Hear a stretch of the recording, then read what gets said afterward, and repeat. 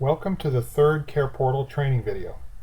Our first training video covered the basics of setting up your CarePortal environment, and the second video took you through the process of entering a new intake for patient Captain Hook, completing a start of care OASIS assessment, transmitting the OASIS to the state, and generating a RAP. In this third video, we'll explore some more advanced topics, picking up where we left off with the Captain Hook episode. Our CarePortal users in this training video will be as follows: Peter Pan, who's our back office QA user; Tinkerbell, who's our point of care RN user; John Darling, our LPN, who's not a CarePortal user; TikTok, our point of care home health aid user; and Wendy Darling, our point of care PT user.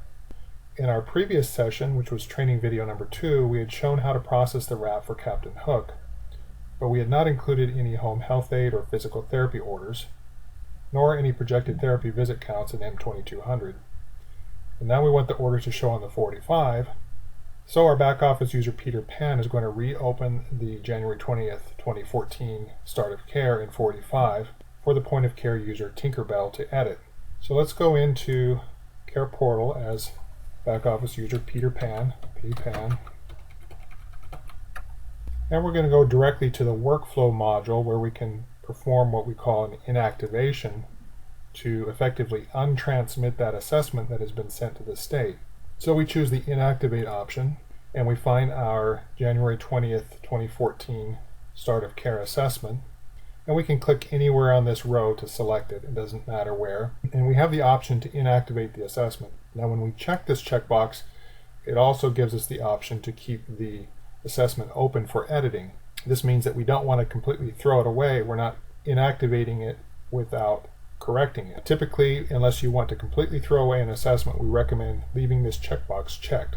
I'm going to go ahead and click save, and back. So effectively what that does is it makes it so that it sends a signal to the state the next time we include this patient's assessment in the transmission. When we create the next batch, it will automatically signal to the state that we're getting rid of the old assessment and we're replacing it with a new one that has been corrected.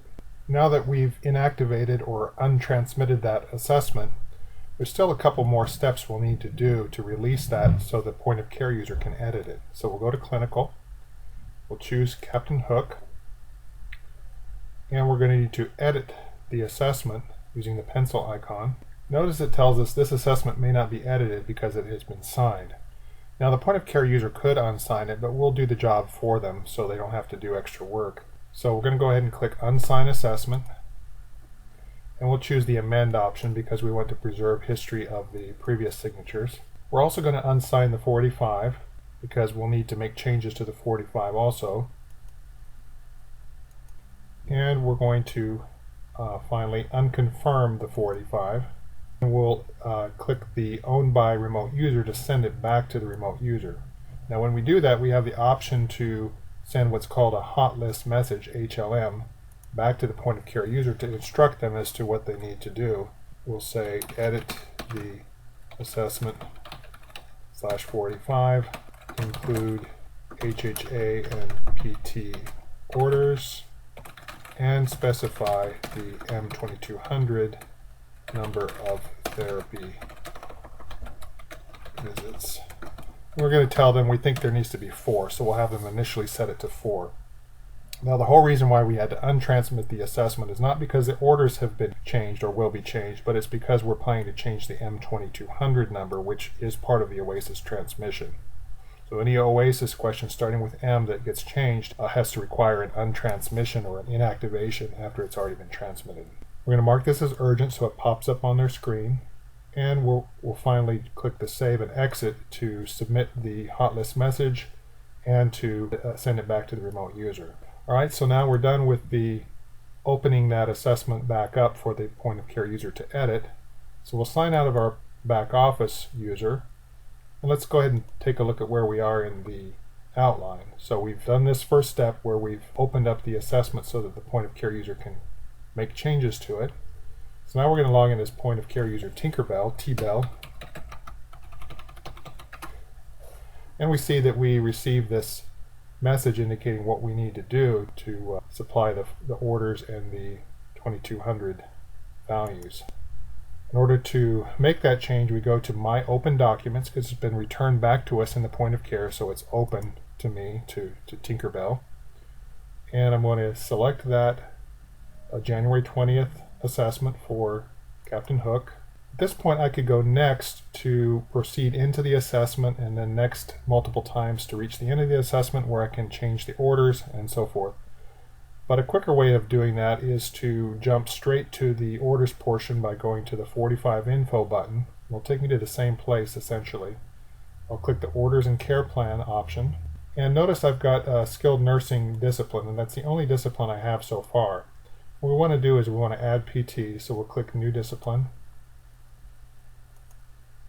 We'll choose PT. And we'll allow it to use the same start date as for SN. If you do want to make it a future date, you can do that in this context. Now I could click save, but I don't have to. If I jump over to another tab, it's going to save it for me automatically. So I select frequencies and I click new frequency set. And I, as a skilled nurse, I don't know how many visits this therapist is going to need to do. So I'm just going to initially put in 1 time a week for 1 week. And we'll set it for Tuesday, the following day after the start of care. For some clinicians in the point of care will be able to do scheduling and others not, depending on how you've set them up.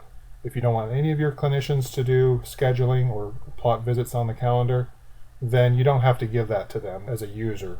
If you do want to give that option to them, then you'll need to add the scheduler role in the back office in the administrative area when you're adding them as a user. So I, as a user in this context, I do have that authority. If I didn't, then this would have to be done by somebody in the back office. So I'm going to go ahead and choose the day, which is Tuesday, and the worker, who's going to be Wendy Darling, our physical therapist. Now, if I want to go ahead and plot that visit on the calendar, I can click Auto Create Visits based on the frequencies that I've specified. And I see there's a visit for the 21st. Now, if I want, I can go ahead and put a kind of an initial order on there. I don't have to, but if I wanted to, I could say, well, this is just a general therapy visit to get the orders off the ground. Physical therapy order only is my problem that I'll choose, and then my interventions is going to be treatment will be provided per therapy care plan. And I can come over here to my care plan and orders and see how that's going to look on box 21. I can see I've got my physical therapy with my initial order. Now, if I want, I can also come over to my disciplines tab and add home health aid as a discipline, HHA, and I can schedule that out. Go to my frequencies, put in a new frequency set. Okay, this will be on Thursdays or 1 time a week for, I'm going to assign that to TikTok, and I can auto create those visits. You can see they're laid out on the calendar once per week. If I go to my larger calendar here, I can see all of my home health aid visits. The PH means it's a placeholder. In other words, no time has been specified for the day. If I want, I can show all disciplines, and I can see that I've got my PT here, as well as my SNs on Monday, Wednesday, Friday, and I've got my Thursday home health aid visits. If I want, I can go to the schedule refiner. I can put in information like beware of the dog. All of that is up to you. And now if I return, I'm going to go back again. So I've put in at least my initial frequencies for each of the disciplines that I want to pursue for this patient. The other thing that remains to be done is the M2200, the projected therapy visit count. Now this could be done by the therapist, or it could be done by the home health aide, or it could be done by a QA person in the back office. Regardless of the context, what you do is you go into the assessment and then you click Nav to navigate. This allows you to then jump to the specific location you're interested in. So I've got a series of categories that I could jump to, but I want to expand all to see every question in the entire set for the start of care. And then I can press Control F on my keyboard to find what I want to look for. So I'm going to type in M2200. And this will take me to a place where I can put in the therapy visit count. So I'll choose that option. Yes, I'm ready to put that in. And previously we had put in 0 because we didn't know what was going to be required. Now we know there's going to be 4 visits for physical therapy or any therapy. And we choose 4 for that. One last thing, let's go ahead and take a look at the Home Health Aid Care Plan, which is embedded within the Start of Care. So I'm going to click Nav, or Navigate. We'll click Expand All, and I happen to know that that's going to be called HHA Services. Does the patient require home health aid services? We'll choose Yes, which has already been done. Actually, we've supplied these independently. We can choose the options that are going to be applying to the home health aid episode. And so here we've indicated that QV, every visit, the partial bed bath will be performed. If that was not applicable, if there's no bed bath necessary, we would have chosen NA. The home health aid would not have to chart against that particular item when they're filling out their home health aid progress note. So QV every visit, QW every week, and NA it's not applicable. So you can see we've selected several options here to require the home health aid to perform when they do their progress notes. And so I'm going to click Save Exit. At this point we've completed the changes that are needed for the Start of Care assessment to include the orders for home health aid and physical therapy, and we've chosen the M2200 amount. We can verify that a signature has been captured for the patient, and indeed there has been from the previous entry that we did. We can at this point then go ahead and submit it to the back office. We're not able to validate it yet or sign it, but we see there's a number of issues here, OBQI potential issues, inconsistencies that we're just going to ignore for now because none of these are fatal. We'll click OK, and it gives us a couple more warnings that we can ignore because they're not really errors, they're just warnings. And we'll click Submit. And it says the document was successfully submitted to the back office. Notice that we're not able to edit it anymore because it has been submitted. We're going to click back and we're going to sign out. Let's take a look at our outline again. We have submitted the Start of Care to the back office, and now we see that the Start of Care and 45 have been submitted to the back office. We're not going to sign or send the 45 to the physician yet while we're awaiting the PT to do the orders, because normally it's a good idea for the therapist to put their orders on the 45. So we're not going to lock down the 45 until the therapist has had a chance to do that. So the next step is for point of care user Wendy Darling to log into their point of care account and then complete the eval that was scheduled for 121. So W Darling for Wendy Darling. Now we could either go into my schedule calendar view to see the scheduled visits graphically on a calendar, or we can go to the list view. Let's choose the list view this time, and we see there is a scheduled visit for any time on the day of January 21st, so we'll select that one. And we know this is an initial eval based on the note that had been put in by the nurse. If it's anything but an OASIS assessment, we're always going to choose note. Even if it's an eval, we're going to choose note in CarePortal. A therapist is never going to choose an OASIS/45 unless they're doing an actual Start of Care or Recert OASIS typically. We'll go to note, and the note date we're going to choose is CarePortal evaluation. Notice that for subsequent visits you can choose re-evaluation or revisit note. This will default to a transaction code of therapy evaluation visit. You can leave that as it is. We'll need to put in a HCPCS code if it's a Medicare patient. So this is G0151. If you need to know what those values are, you can click on the link and drill down into that. If you need to set the time, let's go ahead and change this to, let's say, 2:30 p.m. And it's going to be a 1-hour visit, so it ends at 3:30, and you can click on that if you need to change the end time. If you're doing the visit in the patient's home, you'll go ahead and click the date on the button itself, and that will set it to the current date and time. So I'm going to choose Next. It allows me to start filling out my therapy eval, and I'm just going to choose the minimal options to get through this.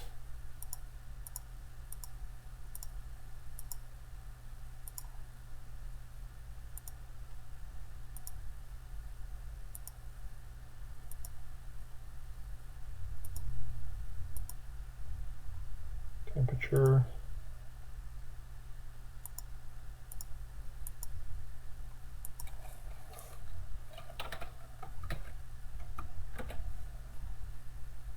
Next. So it's a matter of just going through and clicking Next.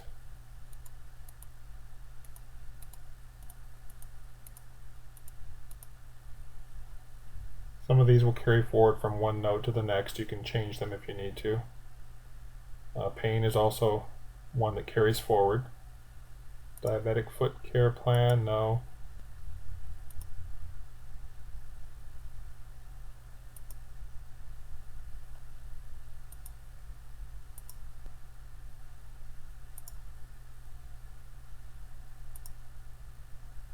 Alright, so when I choose an option on the top row, it pushes that down to all of them.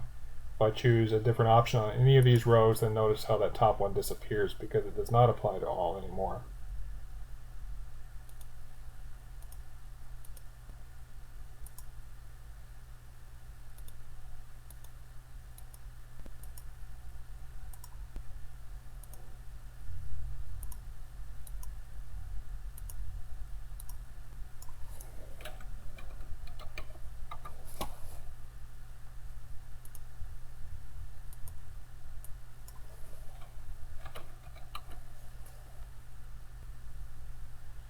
This one here will allow us to skip over particular tests. It's not applicable to perform these tests.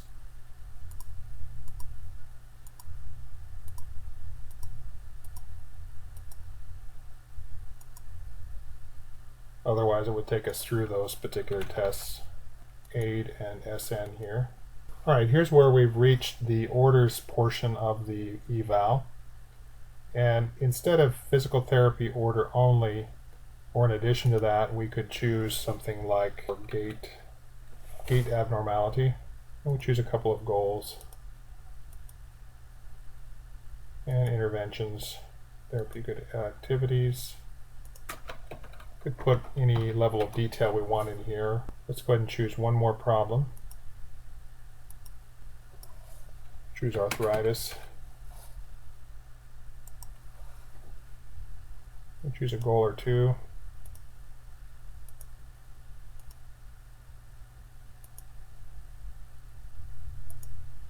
One common problem that you might choose is PT general orders.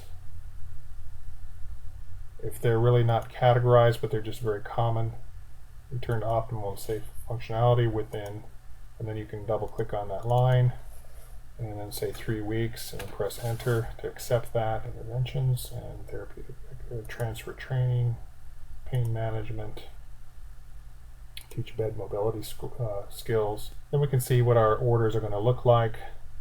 We'll see that for physical therapy, we have the initial intervention. Maybe we don't even need to use this anymore, the initial intervention. So we'll go over to problems, and we'll just get rid of this physical therapy order only. That was just a placeholder. So we'll X out of that, and we'll go back to our care plan and orders. Let's see what it looks like on the 45. Physical therapy. And so there are interventions and there are goals for physical therapy. I need to alert you to something very important in this context. Notice at the top here that it says current doc 1/20/2014.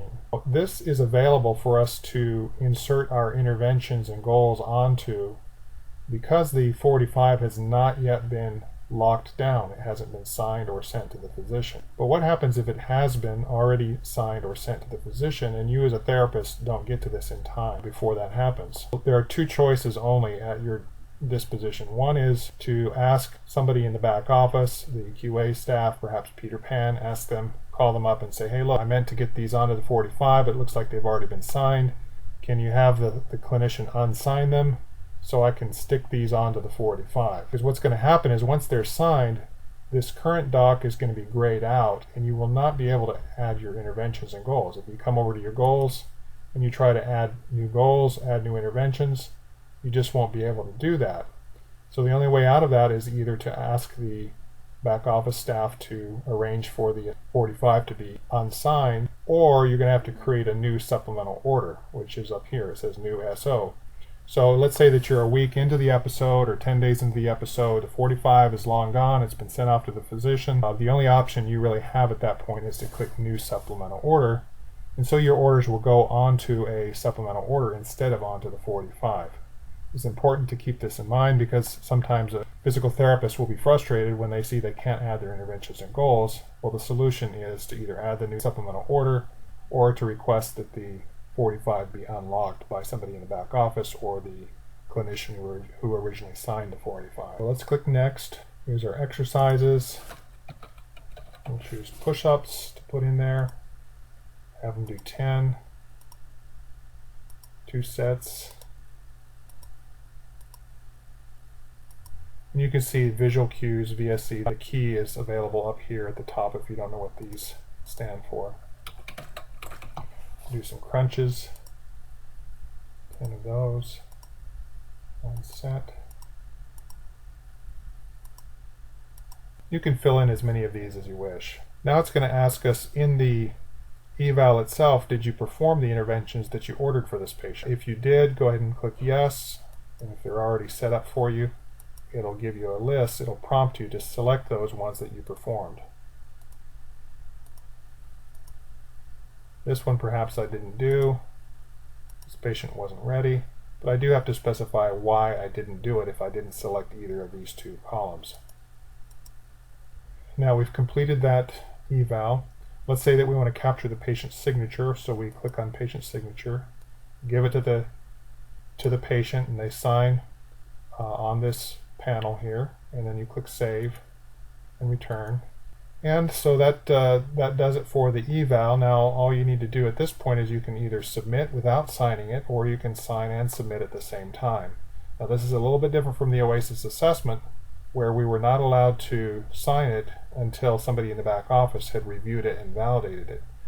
But for visit notes and evals, that restriction is not in place, so you do have the ability to sign and submit at the same time. So we'll go ahead and check that. You can review the time, the start time and end time before you submit it, just to make sure. Then it's going to show you how that eval is going to look. There it is. And if you're happy with how it looks, you can go ahead and click Sign as Wendy Darling.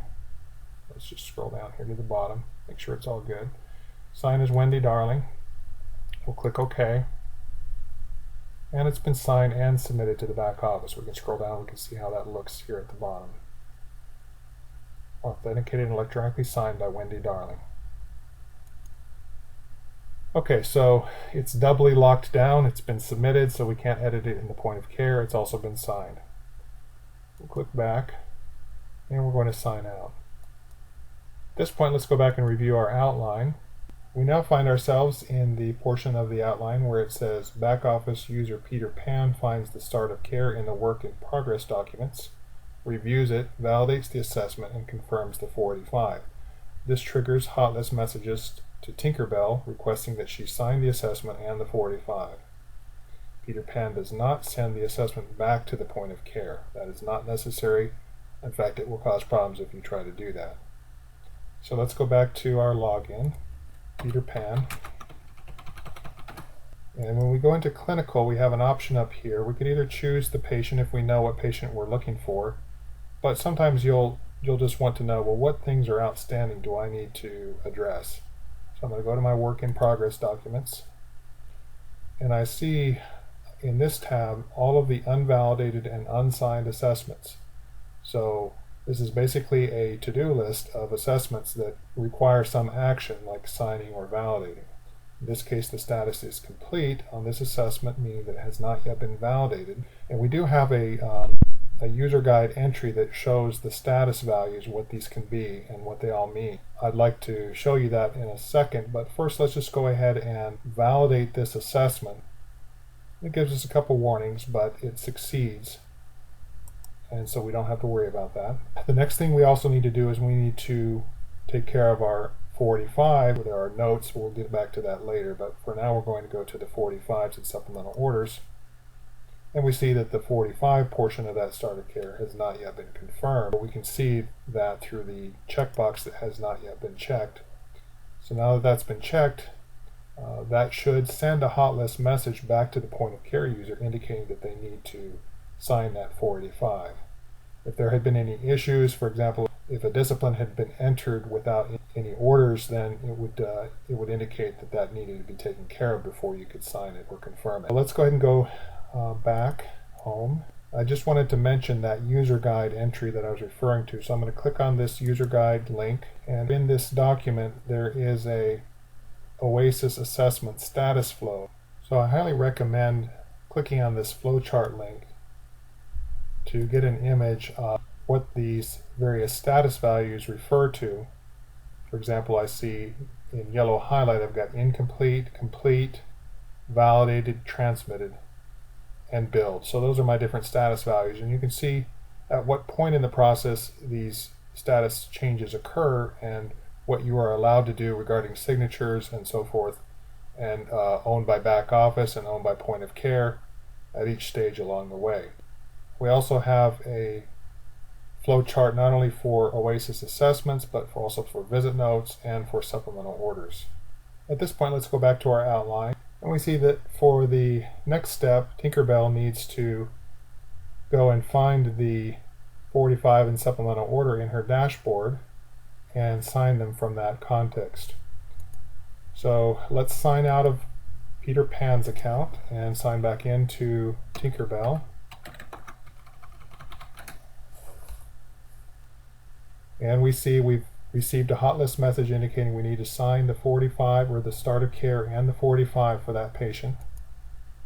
So once we know that there's something to sign, we can go to My Dashboard to get a list of the assessments and visit notes or 45s that need to be signed. Now in this case, I'm looking back a couple months in the past, so it only shows going back 60 days. If you want to see the full history, you say Show All. Typically you won't need to do this unless you're very, very far behind, more than 60 days behind. So here's an unsigned 45 and an unsigned assessment. Let's go ahead and do the assessment first. And we're going to sign the assessment. Before we sign it, we can scroll down and review and make sure everything is okay. And then we click Sign as Tinkerbell, RN. And we can scroll all the way down to the bottom to see the signature that's been posted to that assessment. So the assessment has been signed already, but not the 45. We know that because it says unsigned assessment rather than sign as an option. We can now sign this 45 if it's to our liking. You can see our physical therapy and home health aid. Let's go ahead and click Sign as Tinkerbell. Successfully signed. So the next step in our outline is to have the point of care user Tinkerbell complete a scheduled visit note. Before we do that, I want to make a remark about the 45. Once Tinkerbell signed the 45, then it automatically set the sign date to the date on which she signed that 45 in the clinical tracking form, so that will help users in the back office, like Peter Pan, know when they have been signed. And that will move that 45 from the unsigned, unconfirmed status to the pending unsent 45. In other words, it still needs to be sent to the physician before it can move on to the next step. Normally, in a case like this, you would go ahead and export the assessment for OASIS batch transmission to the state, but since we already showed that in our last training video, number 2, we'll skip that, as well as submitting the RAP to Medicare. So the next step is going to be to go ahead and put in the first SN visit note. So we'll go back to our point of care user, Tinkerbell, who's already logged in. By the way, you'll see open hot list messages. If you want to indicate that you've performed these actions and taken care of them, you can go in and click the checkbox to say you've done that. You can put in notes if you wish. So let's go back to My Schedule list view, and I see we have a skilled nursing note that's been scheduled for me for user Tinkerbell for January 22nd. So we'll go ahead and click that.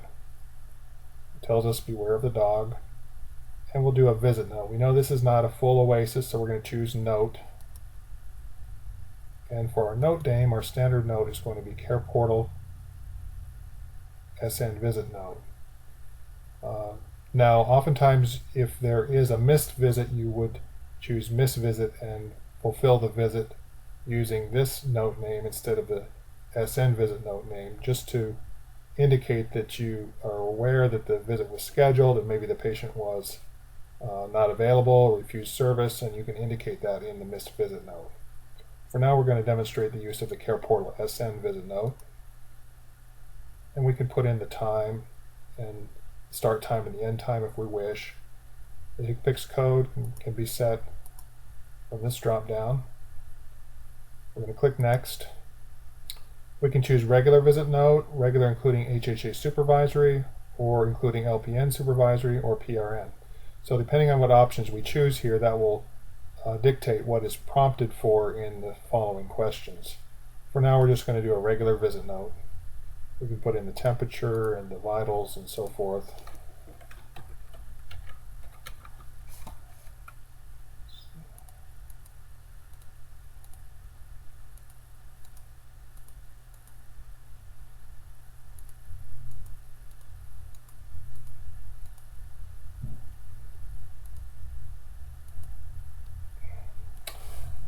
One question that bears some consideration is this one here, and if your agency does not prefer to use this question, we can remove that upon your request.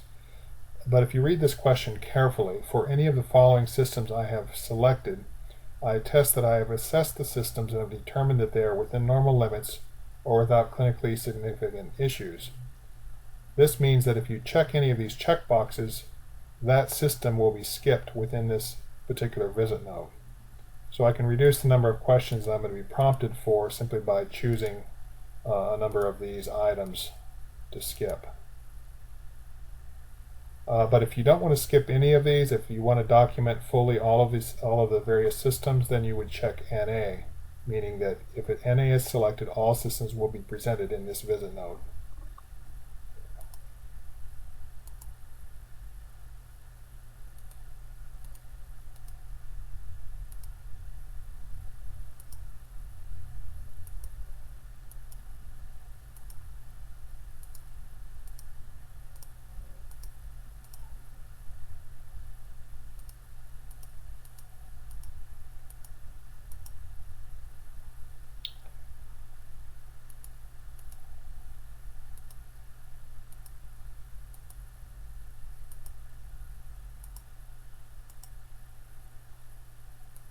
Here's the last bowel movement. As you can see, some of the values carry forward from one assessment or visit note to the next.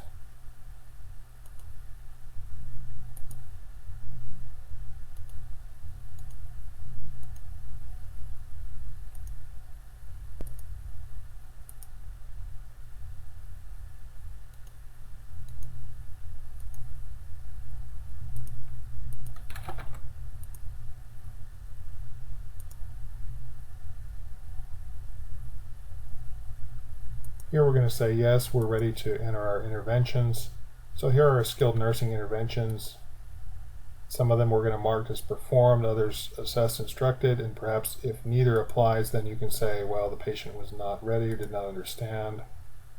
You have to give a reason why that did not apply or why you did not perform that action.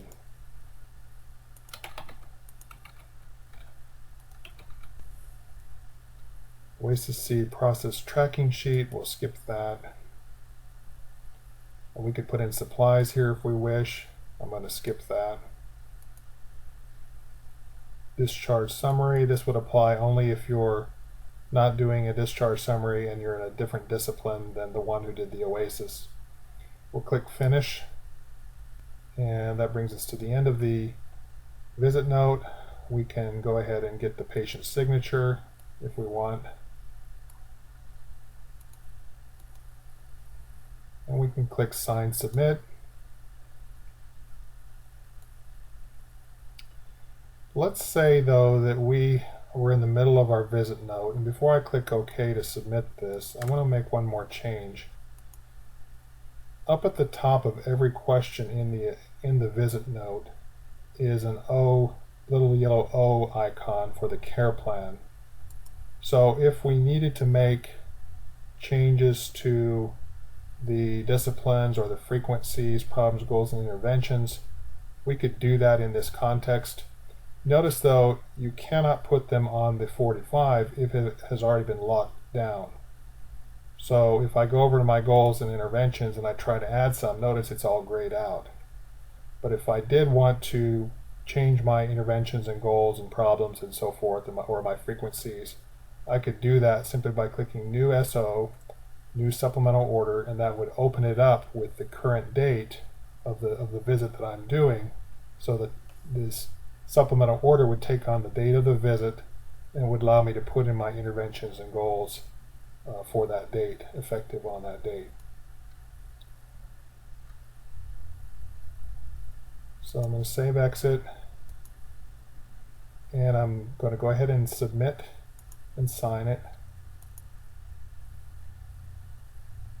Gives me a chance to review what I've done, and I'll go ahead and sign as Tinkerbell. Click OK. I can view my signature at the bottom and click back, and we're done with that visit note.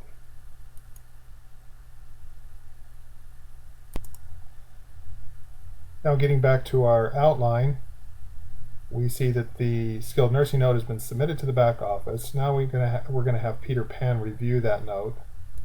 So we'll sign out of Tinkerbell's account, log in as Peter Pan again.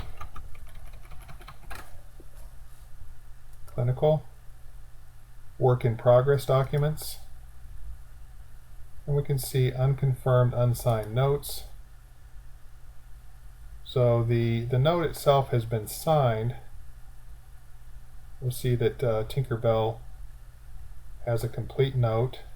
If we scroll over, we'll see that the worker has signed it, but it has not yet been confirmed, as you can see from this empty confirm checkbox. Maybe we want to take a look at it before we actually confirm it, just to make sure it's all good. But perhaps you know that the patient is not 5'10", the patient is 5'9", so you want to ask the clinician to make that correction. So what you can do is you can edit that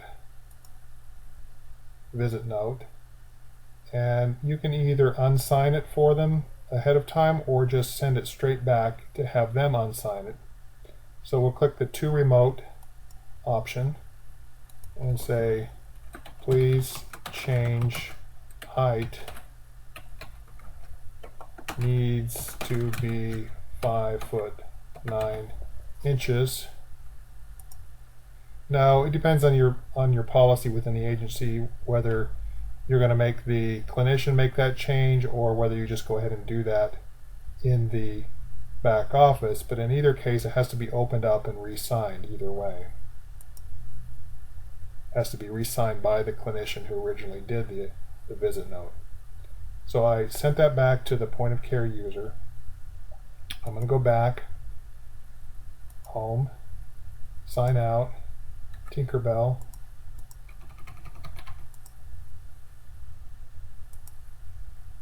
we see that it needs to be changed to 5'9". So we go to my open documents, the ones that have been returned back to me or ones that I haven't yet submitted. And there's only one, it's that Captain Hook visit note. And I see I can't edit it because it's been signed. So in this case, I'm going to go ahead and unsign it myself. Unsign, click the amend option. OK, next, next. And we're going to change the height from 5'10" to 5'9". Save exit. If we want to print it to confirm that it's correct, we can do that, but because we use the amend option, we'll see that there's two versions of that visit note hanging out there in the system. And if we go back to this old one, we'll see that it says 5'10". There you see the 5'10". And if we click print again and look at the top version, the most recent one, then we'll see that it's going to say 5'9". So once we're happy with what we see, we can click the sign and submit. OK. Sign as Tinkerbell. Back. And we're done with that visit note. But before it can be billed, it has to be confirmed by somebody in the back office. And that will be, again, Peter Pan. So Peter Pan can come into Clinical and check out the work in progress documents to see what needs to be done. There's no assessments that have any outstanding tasks to be done. They've all been validated, signed, and so forth. But for the visit notes, we still have a couple of to-do items in the list. These two have not yet been confirmed. So for Tinkerbell, we're going to go ahead and confirm that one.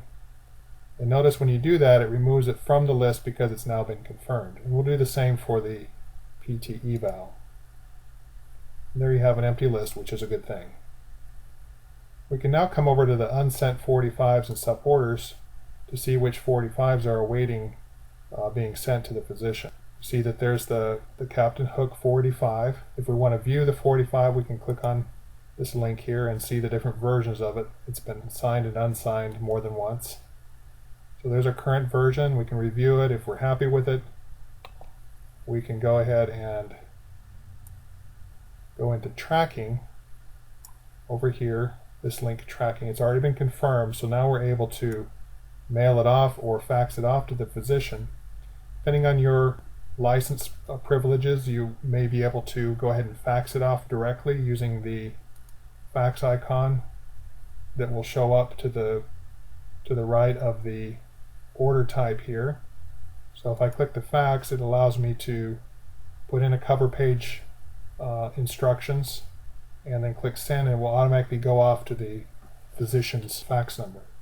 But if you're using a manual system and you're not faxing directly from CarePortal, maybe you're mailing it, maybe you're faxing it with your own fax machine, you can go into tracking and you can put in a mail date, for example, or a fax date. Let's put in, and then click Save and Back. Notice it disappears from the unsent list because now it knows that it's been tracked, it's been sent to the physician. So we'll find it now in the next tab over, which is the 45s and suborders that are requiring a MD signature. And we can see that the tracking status is MD wait. It's waiting on the MD signature. Whereas before it had been simply printed, now it's MD wait. Now when the physician finally does send it back, eventually, you could come back into the tracking here, and if you know the date on which the physician sent it back, you would go ahead and put that into the received from physician or physician sign date, and by putting a date in this box, it will remove that 485 from the list of 45s and suborders requiring an MD signature. In addition, over here to the right, if we click on this little arrow to go over farther over in our menu, we've got the incomplete face-to-face encounters. So if it's a start of care assessment and we click on there, we'll see that the face-to-face status is no encounter has occurred. And so you can see how many days there are until it expires. In this case, we're overdue, actually. Hopefully you'll never run into that situation, because then you will not receive payment from Medicare. But if you do want to go ahead and put in the date of the encounter, you could scroll down. So if we want to indicate when the face-to-face encounter date occurred, we can put that in this date, 01/15/2014, for example. And then perhaps we sent off to the physician for the first time, 21/2014. And later on, if we receive the signed encounter date, encounter document back from the physician, we could put in that date to 02/15/2014, for example.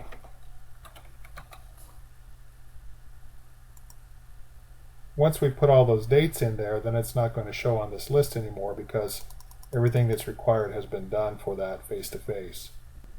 Getting back to our main outline, let's say that originally the skilled nursing notes were scheduled for user Tinkerbell, but perhaps some of the intermediate notes or visits can be done by an LPN. So we want to reschedule those to an LPN instead of to Tinkerbell, who's an RN. So back in the back office, we can select the patient, Captain Hook, and we can go to the Care Plan tab and go to the Schedule Refiner. And here we see that we've got some open visits. The ones that have already been completed are not going to allow you to change them because they're already done. But let's say for this visit 124, we want to reassign that to John Darling, who's an LPN. The 129, we're also going to assign that to John Darling. Let's go ahead and assign all of these to John Darling, actually. Darling, Darling, Darling. We'll leave this one, the 131, as a full RN visit. Let's say ahead of time that we know that the last day of this patient's episode, which was cut short, is going to be 131. So we're going to make this into a discharge assessment. So we'll indicate that by putting that in the comments. And at this point we can go back home.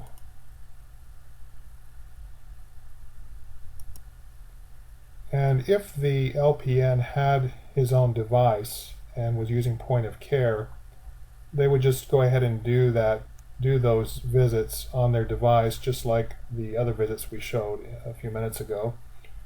But if the user did not have a device, and let's pretend that John Darling does not have a device, so you could go ahead and put in their time cards on their behalf. A couple of different ways. One way you could do that is you could go into the scheduling calendar, the master scheduling calendar, and we'll choose the month, which is January. I'm going to make this a little bigger so you can see it. So we see on the 24th there's a visit assigned to John Darling. Now we can click on that. We could reassign it to a different worker, or we could leave it like it is. This is the scheduled information, the information regarding the scheduled visit. We can fulfill it as an actual visit by putting in the start time and the end time. We'll simply choose the calendar icon, and we'll put in the time on which that was performed. The start time, let's say that it was 10 a.m. and we'll choose AM. And notice you first put in the time and then you click on the date, which is the 24th. It's already highlighted. And the HCPCS code we can specify here. We'll save the scheduled and actual portion of that visit. The scheduled had already been set for us and we're filling the actual information in. We could even put in a different date from the scheduled date. It doesn't have to fall on the same date as long as it falls within the same week. So we could have put in the 25th here if we had wanted to. So save scheduled and actual. Notice that disappears from the calendar because we're showing only the scheduled events. If we wanted to see the actual events, we click on this drop down here and we see that that blue visit indicates it's an actual visit that was performed.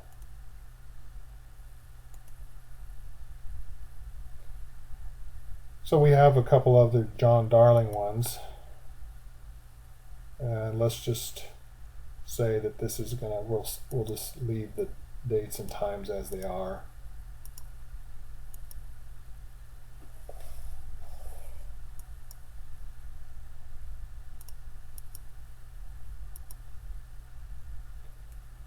Now, let's say that we had a paper document that we wanted to attach to a time card.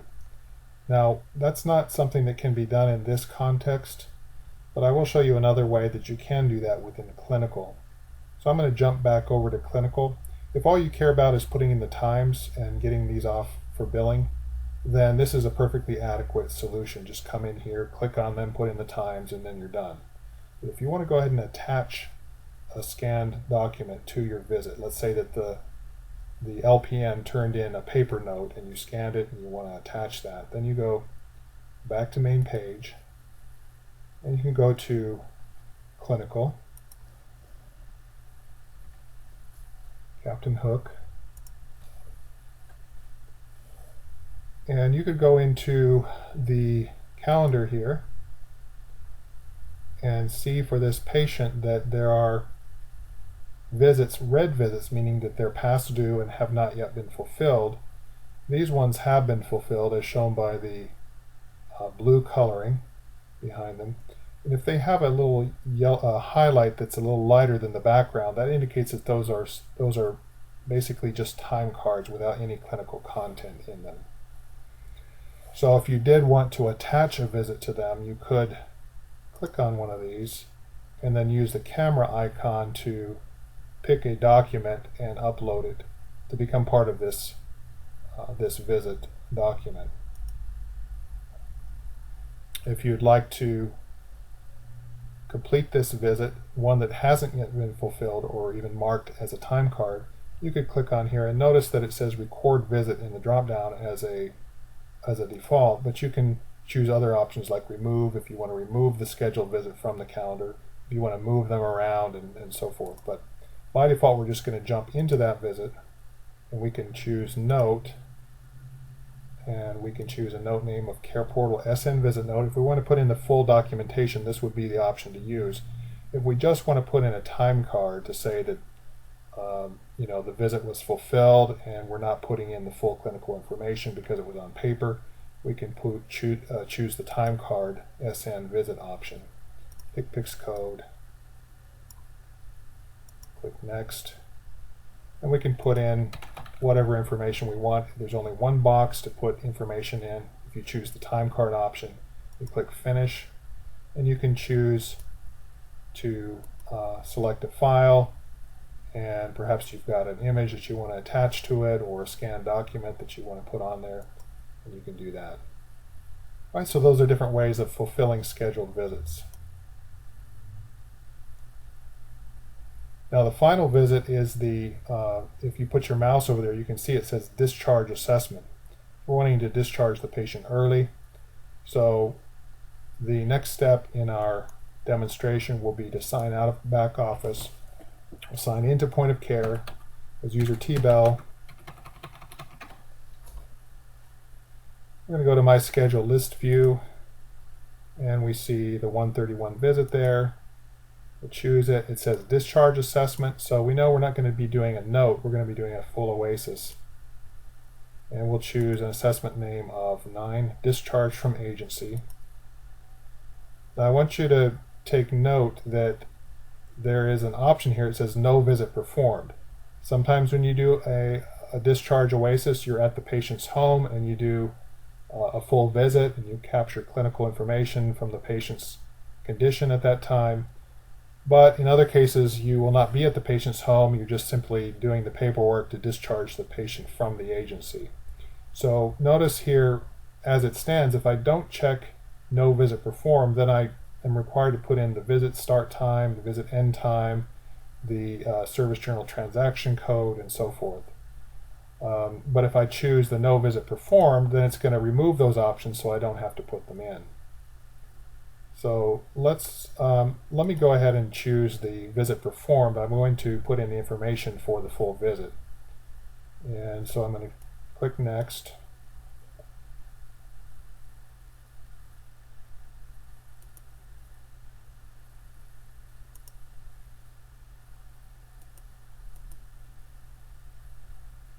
And I choose my temperature, my blood pressure.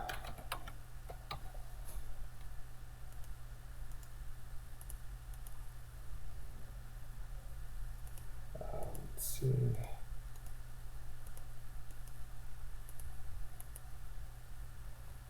Notice how it carried forward the 5-9 from my previous visit note.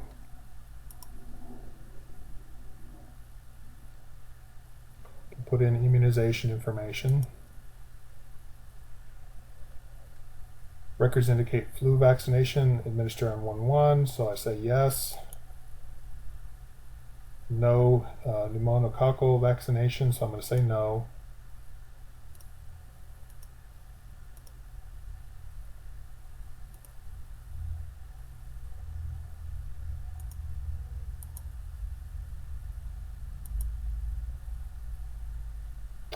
I can update my wound information if I wish. I'll leave that as it is.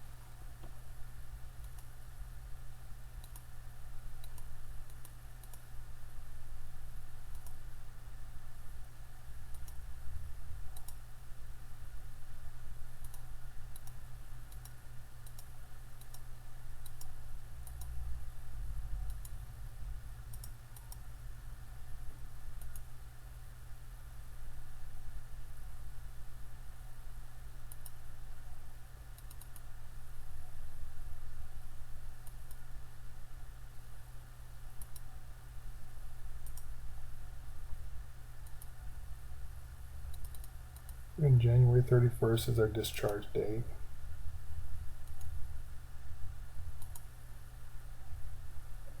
We can create a discharge summary if we wish.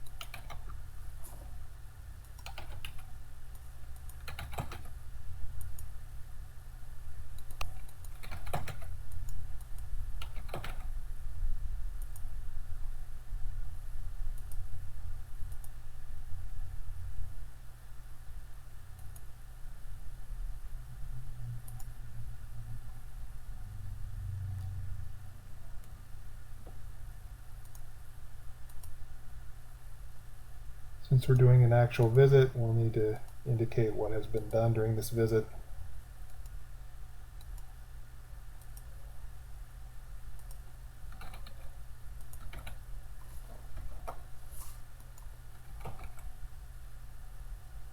We'll click Finish finally. And we will capture the patient's signature.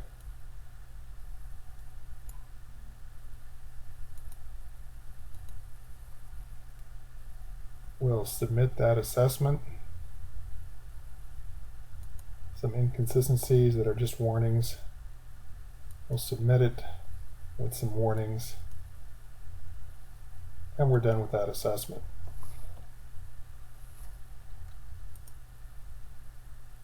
So we've signed out. Let's now go back to our outline. We did this slightly out of order. Typically the home health aide progress note would be done before the discharge assessment is done, but it doesn't matter, it can be done in either order. So right now I'm going to log in as a home health aide user, TikTok, user ttalk, and we're going to go to my schedule list view, and we see there's a home health aide visit, a progress note that's been requested for January 23rd. Beware of the dog. We're going to do a visit note. The note name is going to be a home health aide progress / visit note. And we'll choose, notice how the HCPCS code is blank. There's no need to specify that. Medicare doesn't require different HCPCS codes for different home health aide visits. They're all the same, so it doesn't require you to choose that option. We'll do next. And so here it gives us a recapitulation of what was originally ordered. So these are view only. If you try to make changes, you can't. They're just for information only for the home health aide. But starting down here where we have the actual tasks, the ones that were ordered will be presented. Ones that were chosen as NA for the actual orders will be left out of this list. So we're going to say completed, completed. Maybe we didn't do this one because it's every week. These ones are every visit. We'll do the ones that are every week. We'll choose as NA. Every visit, maybe we didn't do this one, and why didn't we do it? It's because the patient refused. We'll complete the rest of these.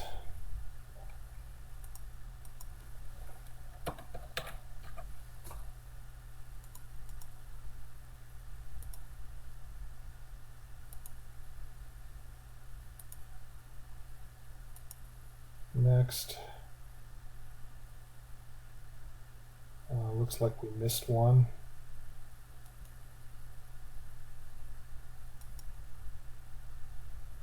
Completed, NA, completed, and finish. So that's all there is to completing a home health aide note. If you want, you can now print that note to see what it looks like. We can now click Sign and Submit to submit it to the back office. And we'll go ahead and click Sign as TikTok.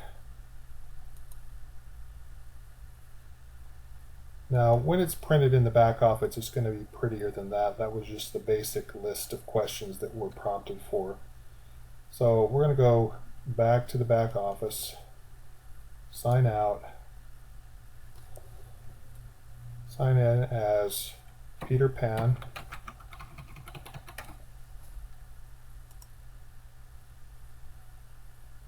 Captain Hook. We can see the HHA progress note.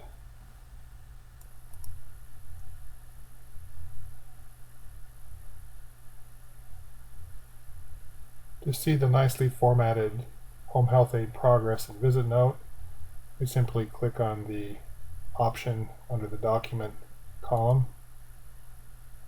We can see the items that were ordered versus those that were not, and those that have been checked off as being completed during this particular home health aide progress note visit.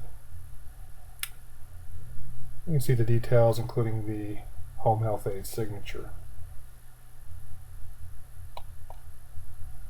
By the way, if at any point we wanted to print a blank copy of the home health aide care plan along with the ordered interventions or items to be done by the home health aide, we can simply scroll over here under Other Reports. We'll find the Start of Care Assessment, and we can choose from this list the HHA Care Plan and blank progress note. That'll show the ordered items, And you can then print this off and give this to a home health aide who does not have access to CarePortal. And they can then just check off the items that have been ordered or performed during a particular home health aide visit. So you can leave this in the patient's chart at the patient's home.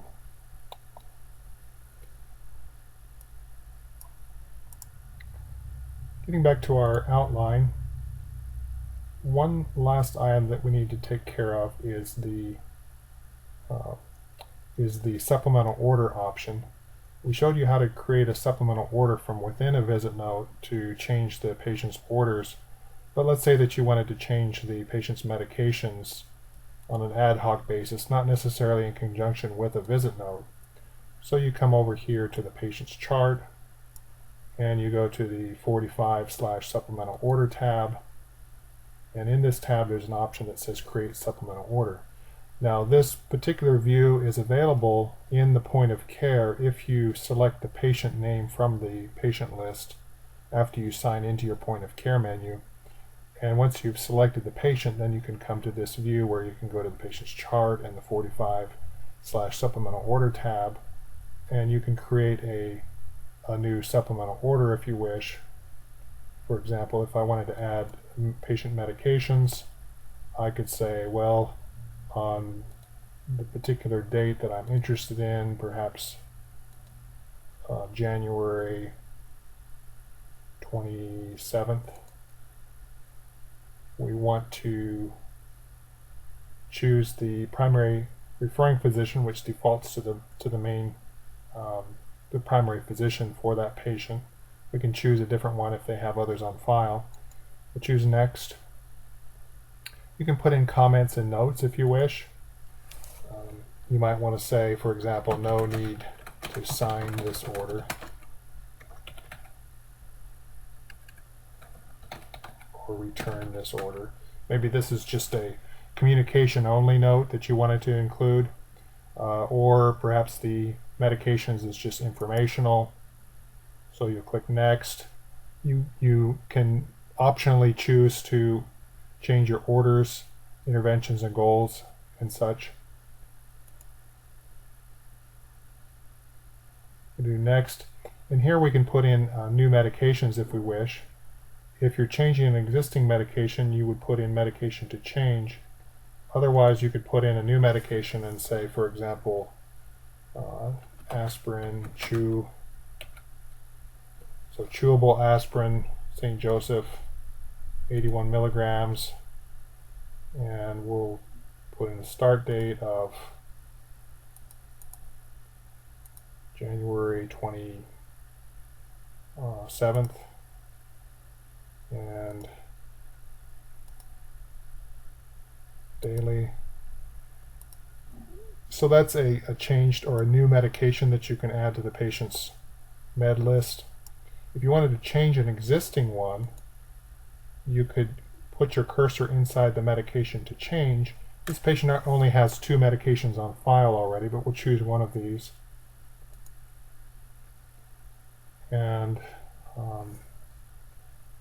the start date is listed as 1/1, but we're going to put in the change date of 4/14. Well, actually today's day is 4/14, but the change date is going to be set to 1/27.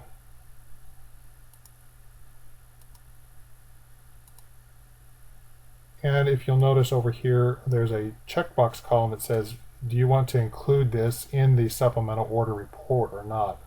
If you decided you did not want to do that, you could uncheck this to prevent it from showing in the supplemental order report. But typically you want to go ahead and elect to have it included on the report. So then we click next. We can put in our disclaimers about the medications. Now at any point we can bail out of this supplemental order. We don't have to click next, next, next and go all the way through it. We present the most commonly used items first. If you're done putting in your changes, you just click save and exit. Are you sure you want to save, exit? Yes. And so when we're done, we can print it to take a look and see what it's going to look like. We've got our new and changed medication. We've got our communication that we can send to the physician, and at this point we could, in this case, the Peter Pan is the assessor, which is perhaps not the normal way of doing it. You wouldn't necessarily have a QA person entering the assessment or the supplemental order in the back office, but if you did need to do that, this is what you could do. But Tinkerbell could do this just as well. And notice there's a confirm option here, so that you as an agency can decide what preference you would like, whether you would want to require the confirmation to occur before a supplemental order can be signed or sent to the physician. Some agencies prefer to have that option, others don't. In this particular setup, we've made it so that a confirmation is required. So notice there's no option to sign at the bottom here because it has not yet been confirmed. This works similarly to how a 45 operates, where you would have to confirm the 45 before it can be signed.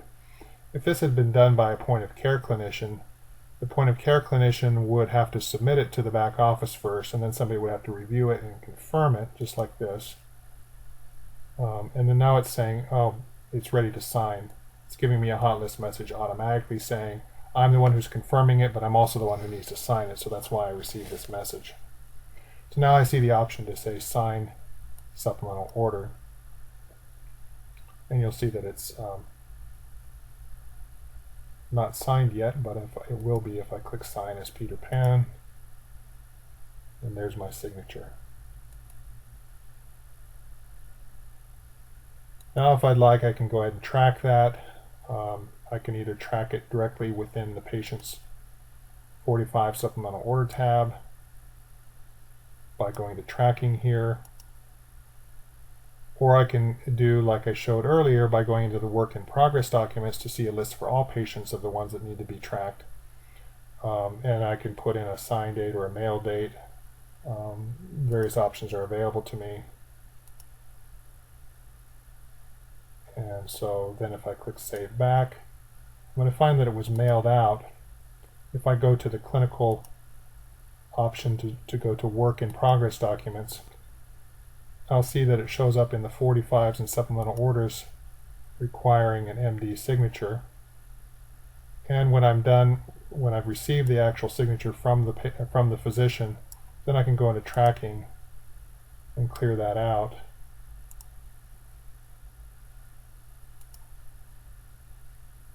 I'll do the same for this one.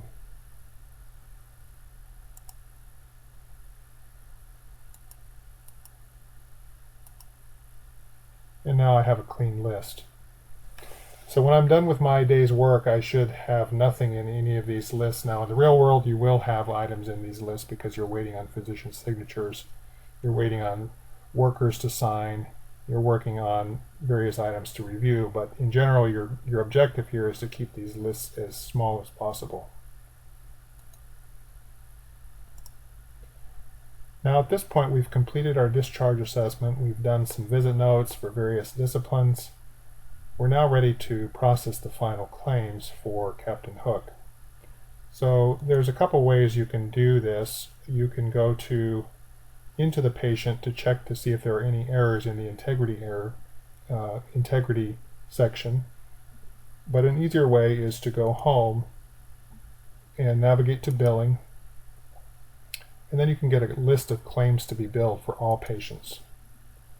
And you'll select all dates, unless you want to choose a particular date range to limit your search to. There's only one episode or one patient in the list that's ready to be billed, or that has not yet been billed.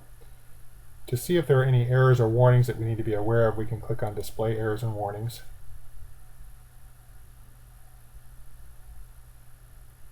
And I see there are actually 35 warnings, which is a lot.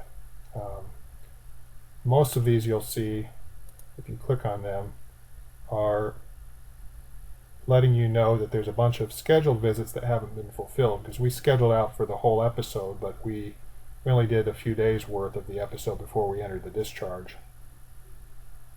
And We don't have to pay attention to the warnings. It's a good idea usually to pay attention to them, but they will not prevent you from actually processing your claim. So let's go into the actual errors and see what we have to deal with.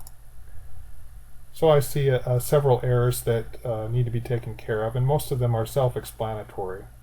So it's telling us that there's a discharge assessment, but it hasn't been validated yet. Patient status is not discharged. As soon as we validate that discharge assessment, it's going to set the patient status to discharged. So let's go ahead and take care of that. We can jump back to the patient from this context by clicking on the patient's name here.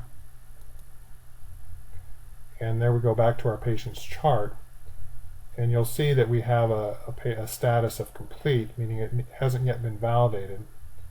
So let's go ahead and validate that assessment by clicking on the edit here.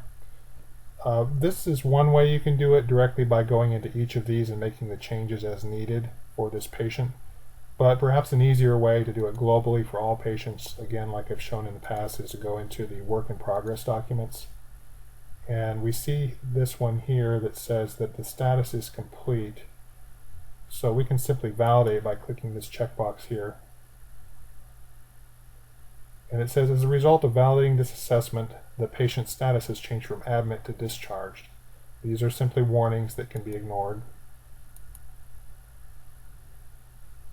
So that's been validated, and it looks like the worker has not yet signed this.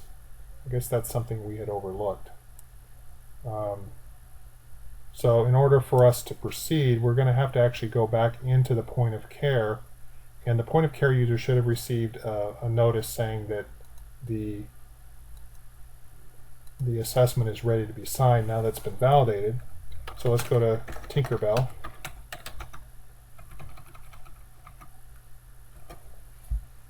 It's telling us to please sign that assessment. We can go into my dashboard and show history, show all, and there's that unsigned assessment that we need to deal with. We're going to sign the assessment. Sign as Tinkerbell. Click OK.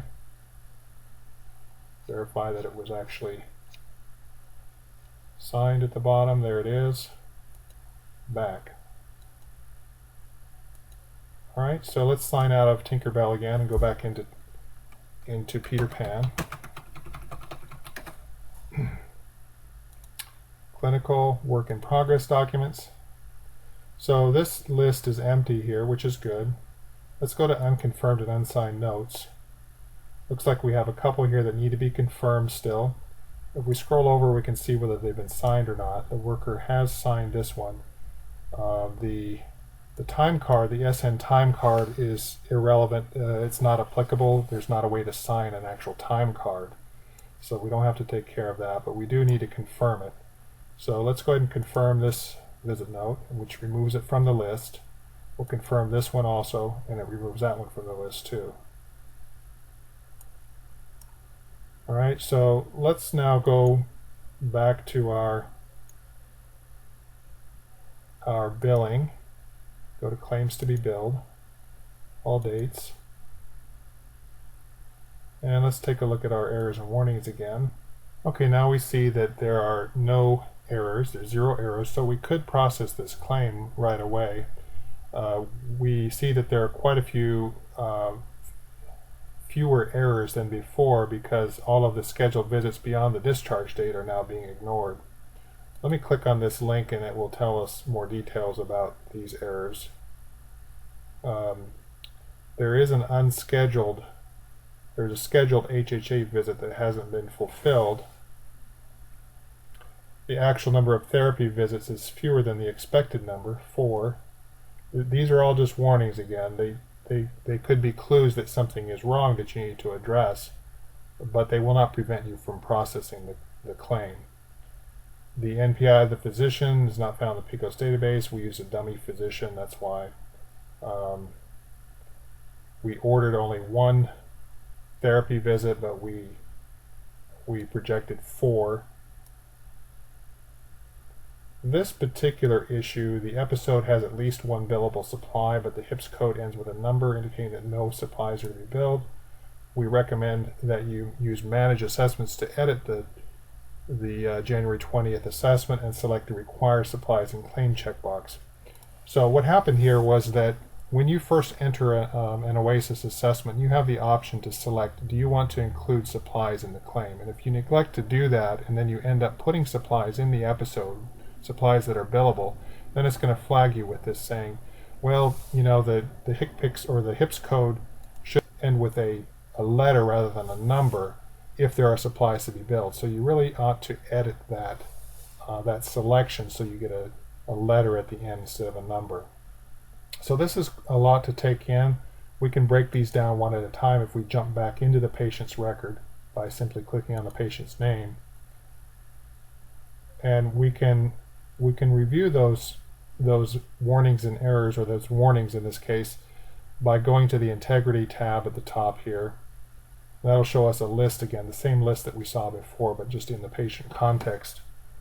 The RAP was generated today. I've done this earlier, and so this is not really a problem. It's just a warning saying that you probably normally ought to wait a few days before you do the final after you've submitted the RAP.